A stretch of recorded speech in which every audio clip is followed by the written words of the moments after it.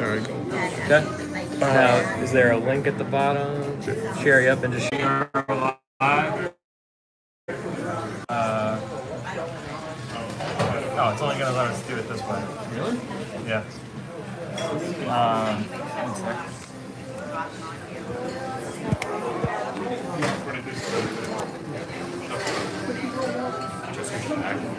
Yeah. Well, we can't block the aisle. That's the only thing. Like a little bit. Yeah, we can move it back just.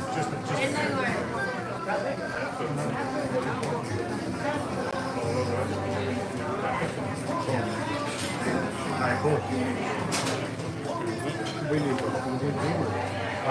No Zoom for now. We'll give you a 3, 2, 1 count. Teddy, we'll go live, okay? Can everyone hear us on YouTube? We hope so. Yes, make sure you got your microphone tilted towards you. Can we hear us out in the PC land? Confirm if you can give us a thumbs up or say you can hear us on the stream.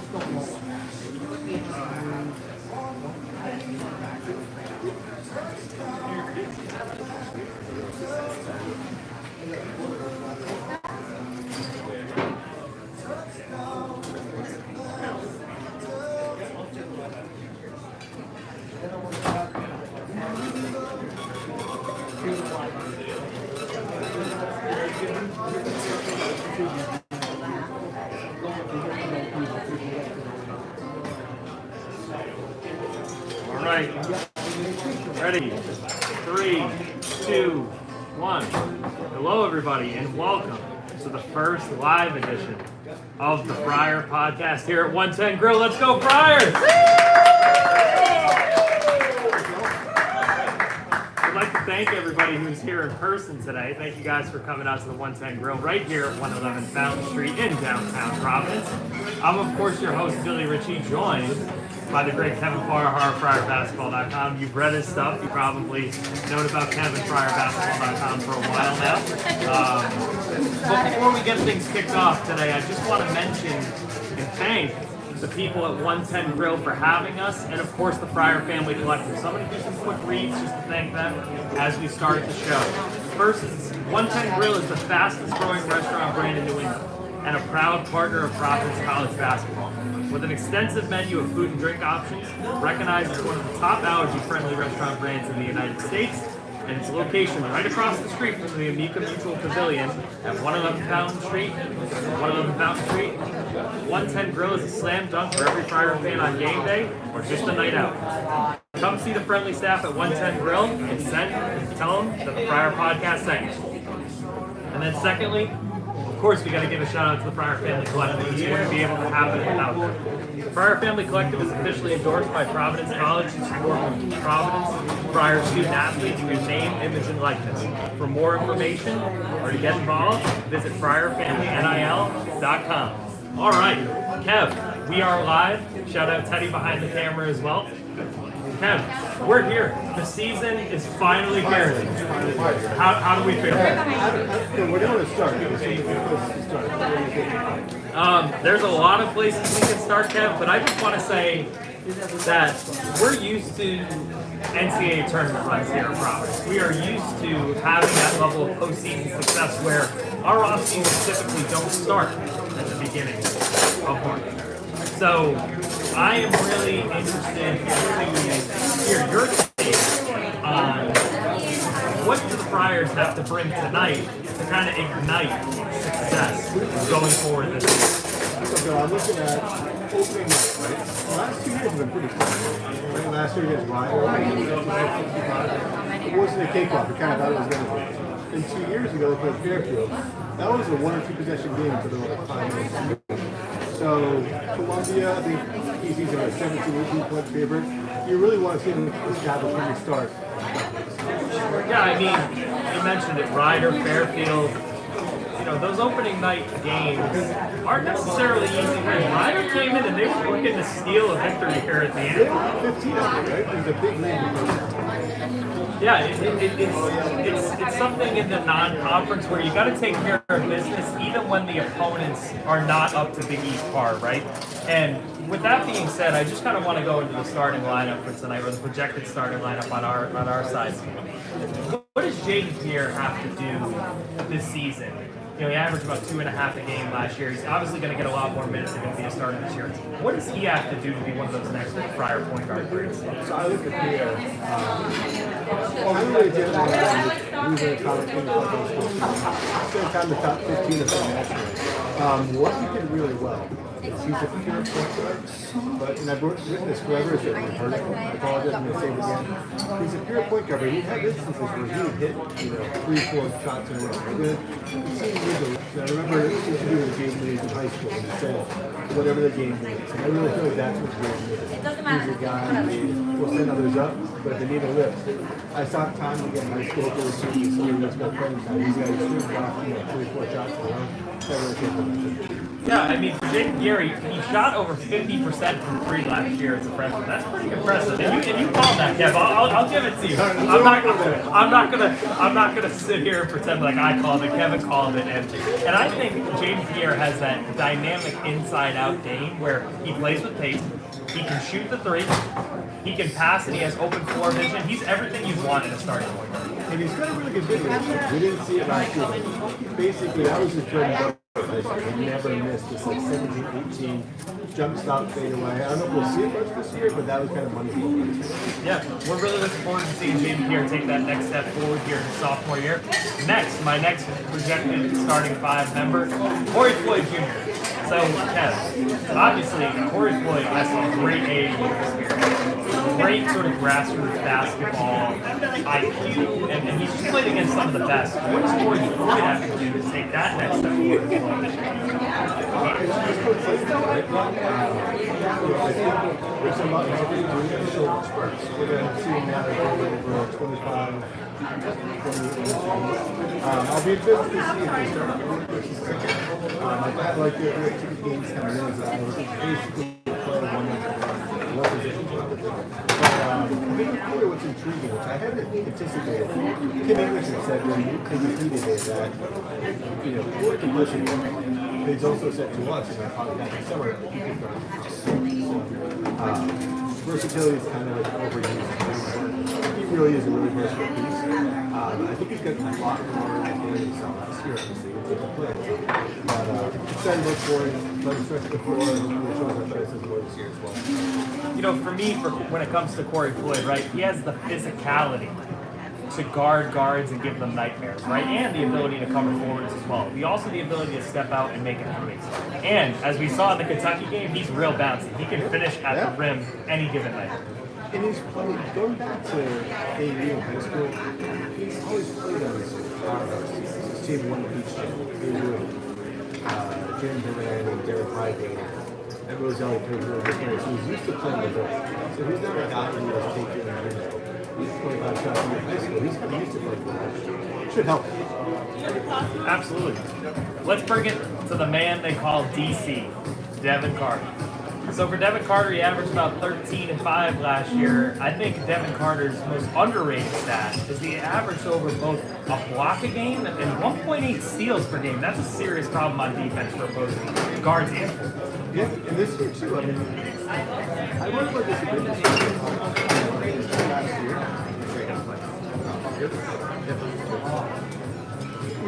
For Devin last year, this was kind of Jared Biden's team last year. Right? I think for both Hopkins and Carter, it's a varsity set.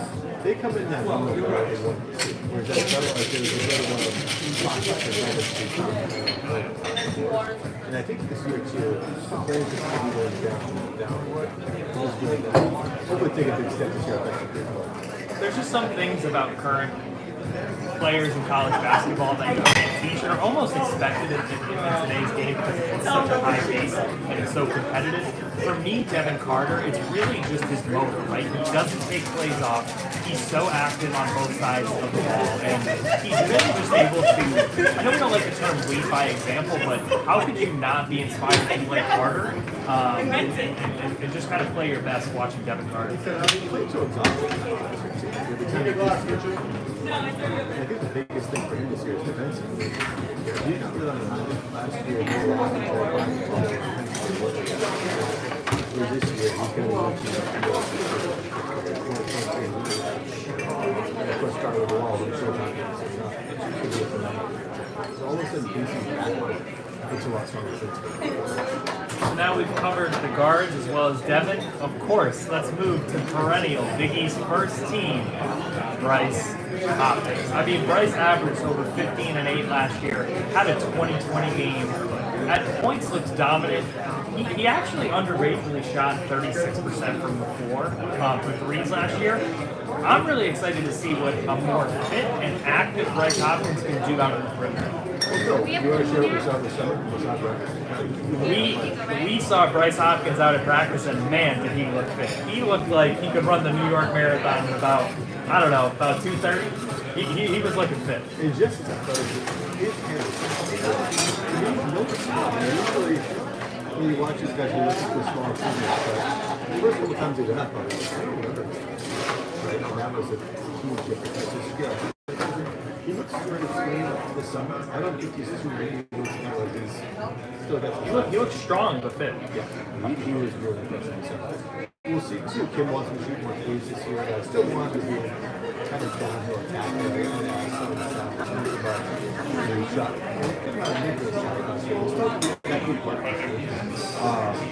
But we'll see how it goes. Yeah, I mean, the sky's the limit for Bryce Hopkins. I think of any of the perennial Big East first teamers, he is the most dynamic, right? We have clearly Ryan Kalkbrenner and Donovan Clingan, who are they're your typical fives, right? They're gonna block shots, they're gonna get boards. But Bryce is that inside-outside guy of the top players, right? Tyler Kolek, obviously great point guard, Trey Alexander, but I just think Bryce has such a unique advantage because he can both do things inside and outside. He's so quick. That's the thing too. So Kyle was really quick at down. He's on the floor downstairs.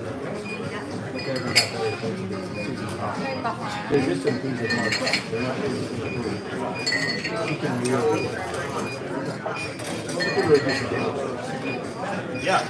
So now we've covered 1 through 4. Let's talk about Josh Oduro, right? Josh Oduro is the grad transfer 5 of anybody's dreams, right? At the end of the day, he can do it all. He can score inside, he can score a little bit outside, and he just has really good footwork for a big. That's something we noticed in practice where it was apparent that he was going to be different than some other bigs that maybe we've seen in DC in the past.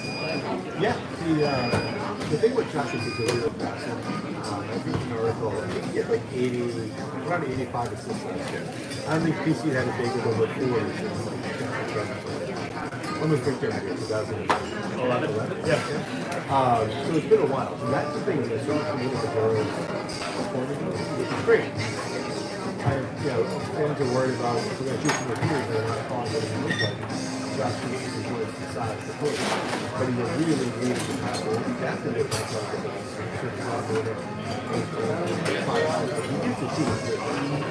What would this team be without Josh Oduro? Super strong. It's really, there would be so many concerns and so many mismatches on the inside. Like, I don't think Tim English gets enough credit for keeping Josh Oduro. There's a lot to be said for all these guys. You see it, the fans are putting baseball, they're just trying to do it.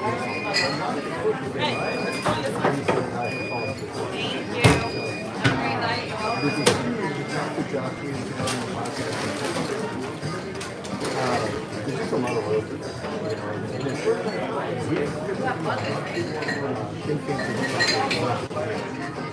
So definitely a lot of good connection there. I'm excited for Josh. I'm hoping it's healthy. I was working through the spring guys this off-season. I don't think he's been either of one I know it's a glass. hopefully it's healthy. My guy, Ticket Games. So I recently wrote an article about Ticket Games. I'm pretty excited about him because I think he just provides that versatility that you need in a glue guy or a guy who can guard both guards and forwards. I think Ticket has the ability on any given night to have 10 rebounds. I think Ticket has the ability on any given night to score 12, 15 points if given the opportunity and the usage, right? What I think Ticket provides is simply a consistency from, you know, a borderline starter or a sixth man that winning teams need. He does everything. There's not really. He's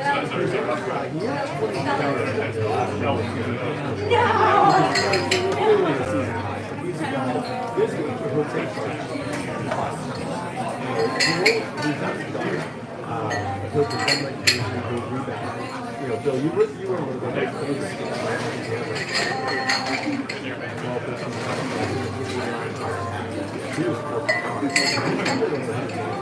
Yeah.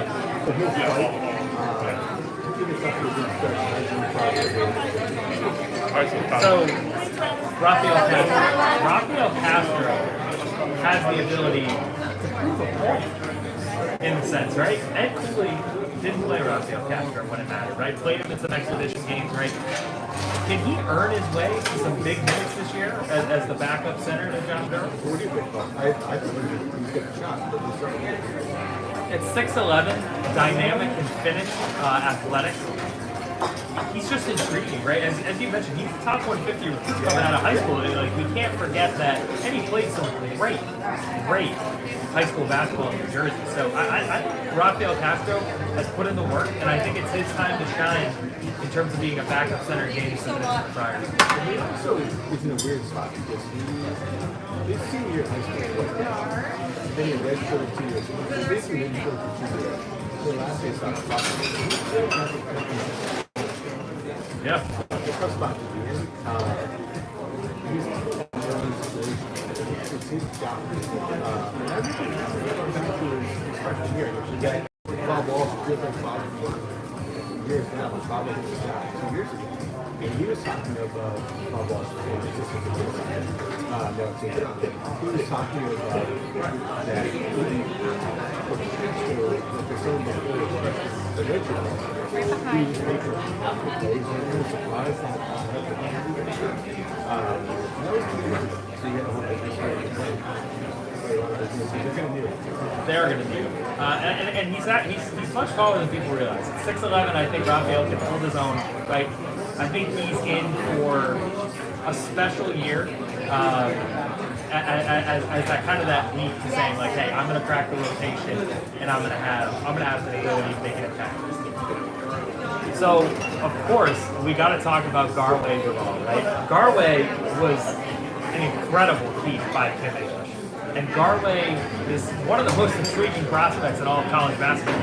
The Athletic currently has him, as a projected top 15 lottery pick. Like, this is... Have you ever had a more intriguing type player that we just don't have a lot of film on who joins Friars?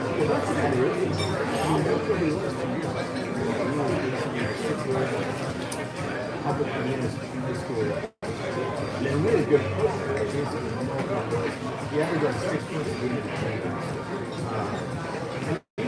SoCal last year, there was film of that, but it wasn't like, remember when Chris Dunn was season ago in high school? We talked so much about him, and so he knew that he so much. I tried to put his head on there. He didn't look nice in the ball. So I think a lot of things are the athletic thing, he scored, but he was up that high. He kind of cringed a little bit because that set high expectations. I tried to level stuff. 18, there's still a building that there's so much of 20. He's 4 or 5 years younger, but he's 6. We need to get him time to go. But this year, his he's 6'5". And his feel for the game was good. His defense wasn't good. I remember asking him about the shot class.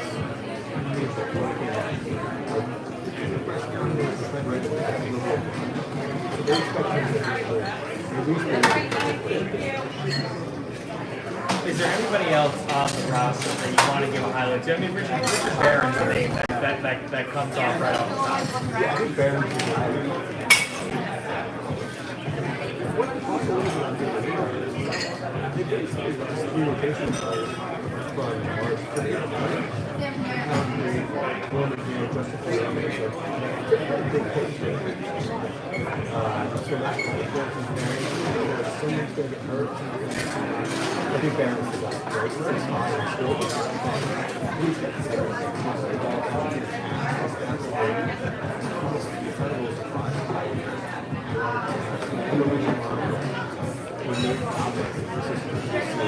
first time, he told me high praise, they obviously like him a lot. You can definitely shoot. He seems strong for somebody, who's just coming out of high school. And becoming a new member of college basketball. I'm excited to see what he can bring. He's definitely funny. He definitely has a good personality. Seems like he enjoys being a part of the Friar Matrix and being a part of everything. So, no, I'm very excited for Richard Barron, and I think he could have, some ability to make threes and contribute in different ways in his freshman year. So let's talk about the Columbia Lions, right? We're playing, an Ivy League opponent again on opening night, and there actually is pretty much an exact starting lineup. It's the same starting lineup as last year as it's going to be this year for us for Columbia. What do we think about what the Columbia Lions can bring today? So the one point to me this year, and this is in another so I think they can quite a lot. And I think the coach is looking at it like, all right, this is going to be a long thing. Okay? So I'm just going to let the guys play. The two guys who are, I'll look at the three guys who are really good at that. So Geronimo, Video, he had like 17 points last year. He was a heck of a player. He averaged 17 a game.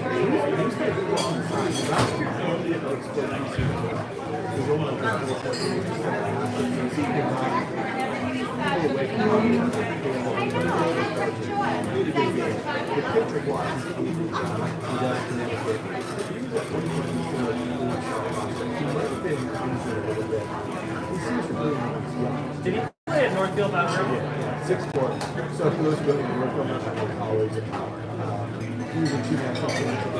He was the big so I don't know what happened and the senior, they're both sophomores. But Andrew Brown was a freshman. He's a good player. I just think that 364 is a good player. I'd say Brown and Woodward. Yeah, I mean, what do you think are the keys for the Friars to actually cover the spread tonight and take care of this? I mean, 18 and a half is a large spread.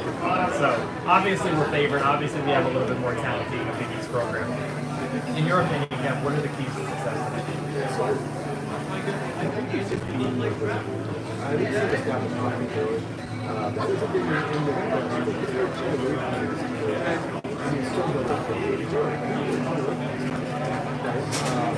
so you just have to see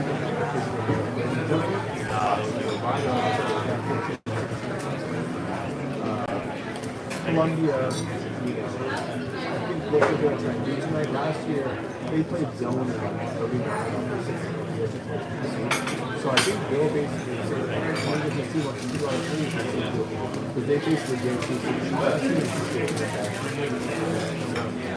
I'd like to see Pierre, Ford, Carter,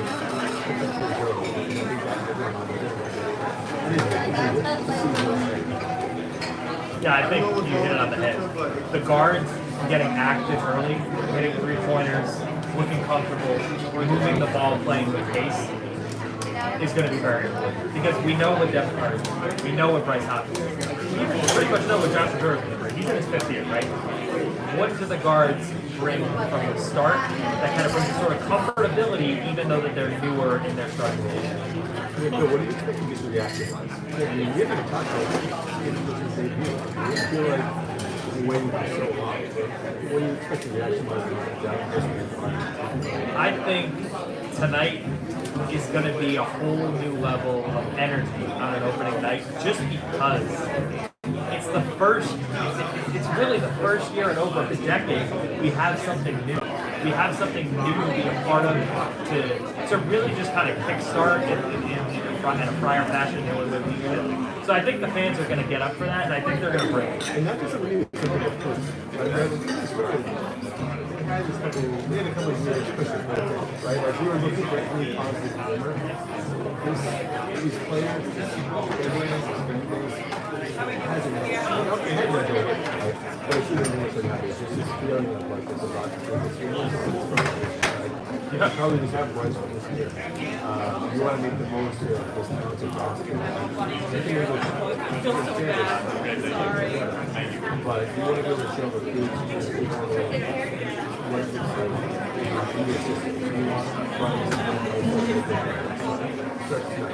It does start tonight. We've been so used to the 57, 55 grinded out type games for so long. We are going into a new era of an NBA style offense where we have 4 guys out on the perimeter taking shots. It's largely going to depend on what we shoot from 3, whether we can win games on a high clip. But I mean, season ticket sellout, coaches really embraced it, and I think we had a question of one of the online viewers. How is Tim English done? Tim English has done an amazing job keeping players, building a hype, continuously growing this program, right? Now it's time for him to prove, hey, this is what I can do from an X and right? So at the end of the day, I am really excited for tonight, and we are really excited again to be here at 110 Grill. I mean, to be able to host a pregame show for you guys means the world to us, and I'd just like to shout out everybody that's helped kind of bring this together. Really quick, Kev, in terms of predictions for tonight, we got a few predictions for where would you predict in the end tonight? 81 PC? Alright. I'm going to go 77. Yeah, I'm kind of $1 bonding.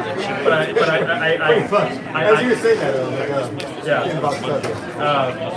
alright, we're going to take a short break, and we're going to get back on the street and kind of wrap things up.